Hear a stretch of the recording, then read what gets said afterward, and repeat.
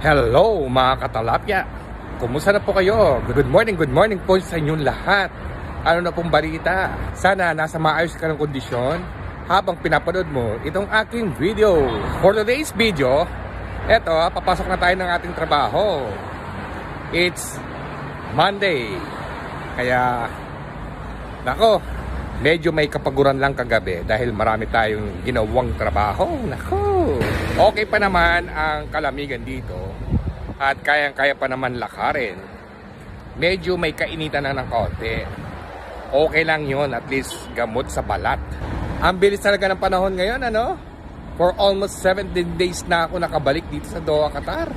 Wow, grabe na to ha. Alam ba ninyo guys, kapag ikaw ay isang content creator or vlogger, nako, hindi mo talaga namamalayan yung mga panahon na dumaraan. Dahil nga sa paggawa mo ng mga content, hindi mo na namamalayan yung mga panahon na lumilipas. Okay lang yan, at least malaking tulong to sa akin, ano? Para kaagad na tayo makauwi ng Pilipinas. Ikaw ba ay nakapag-almusal na? Bueno, kung ako yung tatanungin, nag-aalmusal ako bago tayo pumasok ng trabaho. At mas mainam na rin yun makakapag-almusal ka during the morning. Kahit tinapay lang ang kape, ayos na yun. Di ba? Ako, love na love ko talaga ang nag-aalmusal.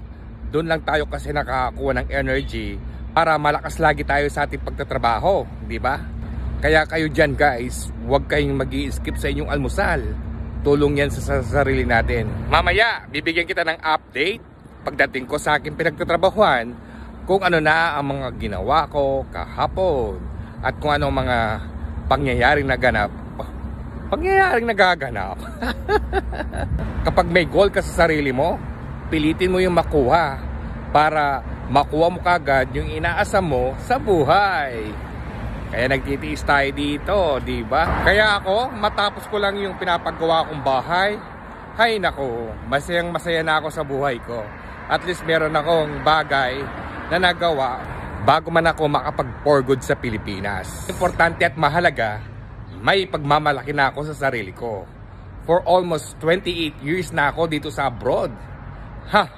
O diba? Kahit paano. May nagawa ako sa buhay ko.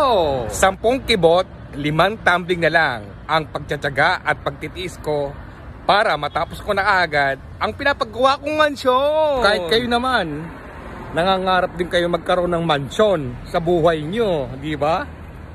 Mansyon pa more. O, paano? Magbubukas muna tayo ng tindahan.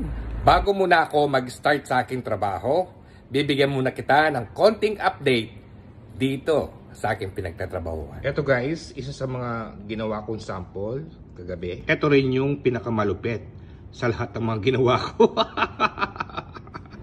Hanggang dito muna magtatapos ang ating vlog for today. At sana po ay nasiyahan po kayo sa kapapanood nitong ginawa kong content. Thank you for watching, like and share. Ingat po kayo parate at enjoy lang. Bye!